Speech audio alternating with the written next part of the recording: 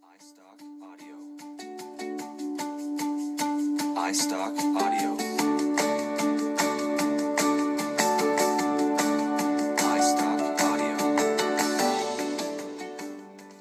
Hello, my name is Hannah Collison from Inspired Creations Surrey School of Sugar Crafts, and today I'm going to show you how to make a full open rose, which is featured in the Cake Craft and Decoration magazine.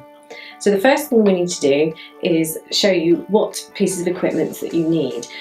I have a set of cutters here from Framar, and I have a pair of veiners from Great Impression. This is the rose petal veiner. I've also got some flower paste here, two different shades, one for the inner petals and one for the outer petals. The first thing you need to do is use your darker shaded colour and roll out nice and thinly, cutting 5 of the smallest petal shapes. So I'm just warming my paste up in my hands. Just make sure that you don't flatten and fold the paste because that dries it out. We just want to give it a nice twist. And then we're ready to roll. So place that on your board and just use a normal fat rolling pin to roll out. A little bit of corn flour if it gets sticky. Now it's important we roll this quite thinly, otherwise the petals themselves won't look natural and thin and petal-like. You could certainly roll out a nice large piece, big enough to cut out all the 5 petals in one go, and that will save you time. Just a little bit thinner.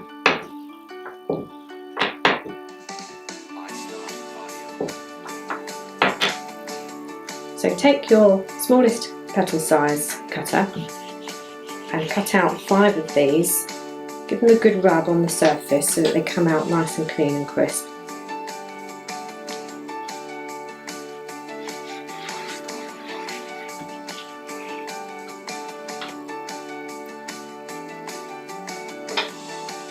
You could actually cut all of your petals out for the whole flower and put them under plastic to stop them from drying. You've probably got a period of about an hour before you would have to work with them.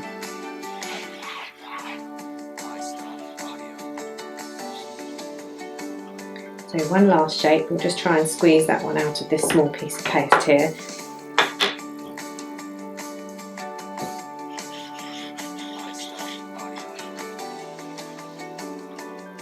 It does help if you can run your finger along the edge of the cutter so that you get a nice clean cut.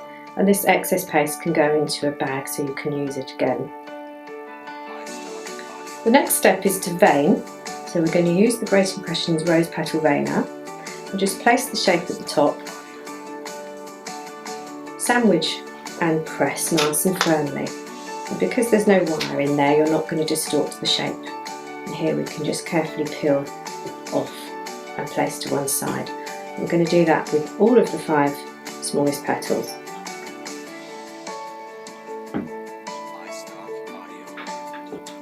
This open rose has actually got 15 petals in it, and with 3 sizes we cut 5 of each size, and the cutting and the veining is exactly the same process.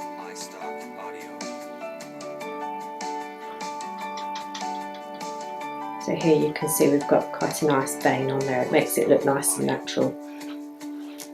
So moving the veiners to one side, we now need to thin the edges of the petals. We're going to bring in a foam pad, and this gives you a bit of give when you're pressing down with the tool.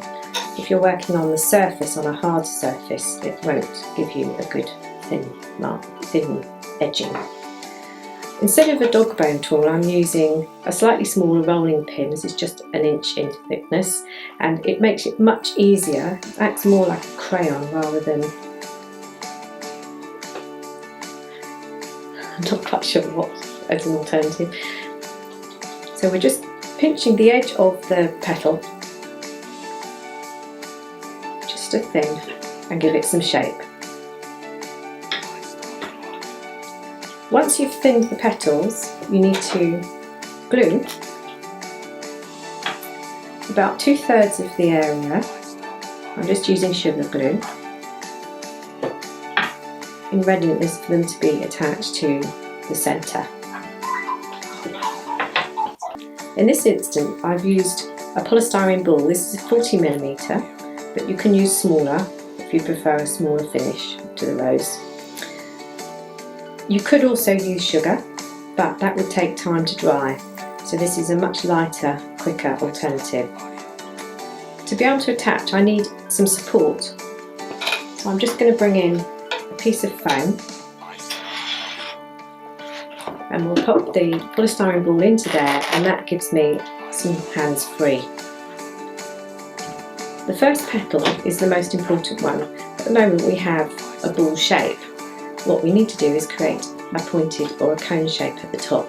So this first petal is just lined up with a little central guideline, and then we're going to curl it around itself to form a pointed cone shape at the top.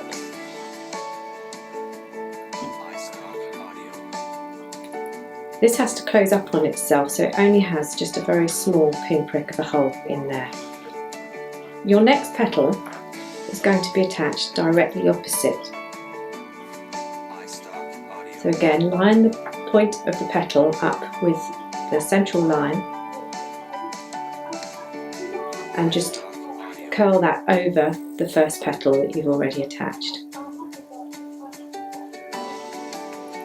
Next you're going to put the third petal on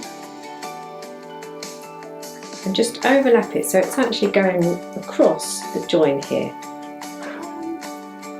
And at this point you can start to open up the petals. The more you curl the petals, the more open the rose will look. So I'm just going to place the cocktail stick across the edge of the petal and press quite firmly and curl back. My next petal is going to be slotted in. Press down nice and firm and again curl back.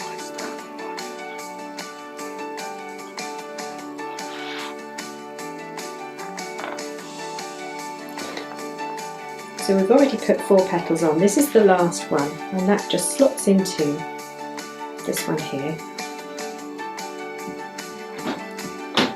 Replace the petal you've just opened up and again curl back on one side.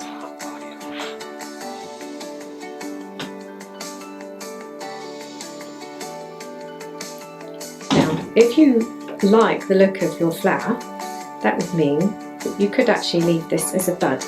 But if you're making buds in this way, you would need to have a smaller polystyrene ball inside. So once you've made your 5 smallest petals and attached those, this can set to one side. You won't let it dry completely because it's important that we have some movement in the petals when we're attaching the outer ones.